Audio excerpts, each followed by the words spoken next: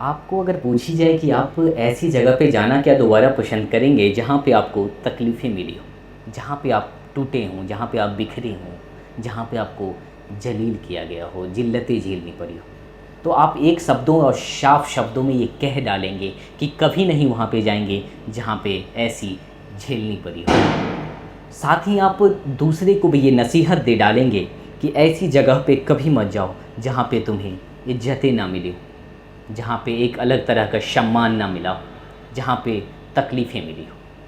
लेकिन मैं आपको ये कहना चाहता हूँ कि क्यों उस जगह पे दोबारा जाना चाहिए, और बहुत ज़रूरी है। अब ध्यान से सुनिएगा, बहुत ही ज़रूरत की चीज़ है।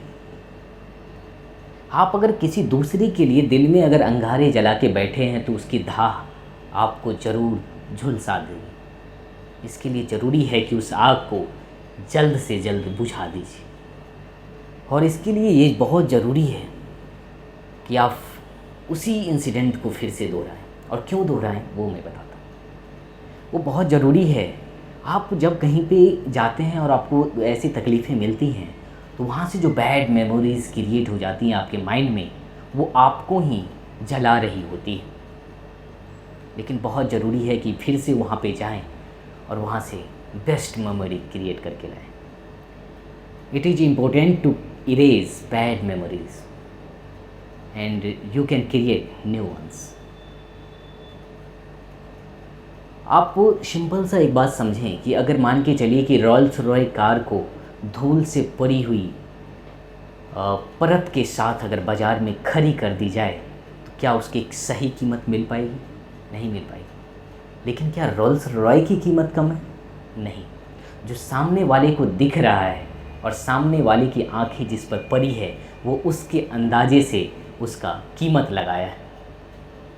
तो ये ज़रूरी है कि आप फिर से वहाँ पे जाएं, खुद को झाड़ के पोंछ के थोड़ी सी पॉलिश करके थोड़ी सी संवार के और अपनी सही कीमत लेके आए।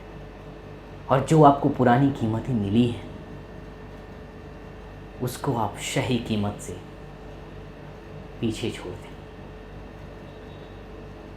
दर्द की बहुत बड़ी चीज़ ये है कि वो वक्त के साथ धीरे धीरे भरने लगती है। लेकिन बहुत ज़रूरी चीज़ ये है कि उन पे एंटीसेप्टिक अगर लगा दी जाए तो बहुत जल्दी भर जाती है।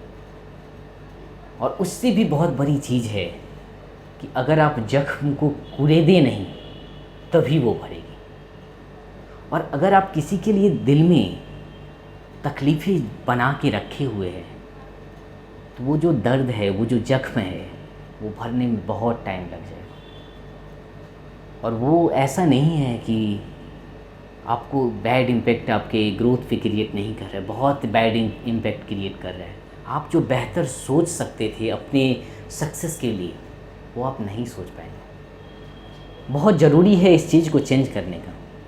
और बहुत ज़रूरी है आप उस पर रीविजिट करें, उस इंसिडेंट को रिक्रिएट करें और फिर से उस जगह पे जाएं, उस आदमी से मिलें और फिर से एक नया मेमोरी क्रिएट करके लाएं और उसको अपने डेस्कटॉप पर सेव करें जो हमेशा आपके सामने रहता हो।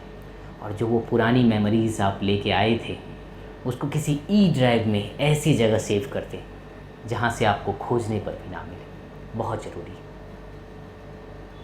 दुश्मनी कभी किसी को कुछ दे के नहीं जाती बल्कि बहुत कुछ ले के चली जाती है। अक्सर आप करते ये हैं कि जब आपको तकलीफ़ें मिलती हैं या कहीं से आप परेशान होते हैं तो सैड सॉन्ग आप सुनने लगते हैं। लेकिन क्या ये ज़रूरी है सैड सॉन्ग सुनना? बिल्कुल भी ज़रूरी नहीं है। आप जब सैड सॉन्ग सुनते हैं तो आप उतने ही ज़्यादा सैड होते चले जाते हैं, आप उतने ही ज़्यादा उस बैड मेमोरीज़ के बारे में सोचने लगते हैं। अगर आप उस टाइम पे थोड़ी सी गट्स बना के, थोड़ी सी साहस करके आप कुछ ऐसी सॉन्ग सुने जिस पे आपको ठुमके लगाने का मन करे, बहुत बड़ी थेरेपी का काम करेगा।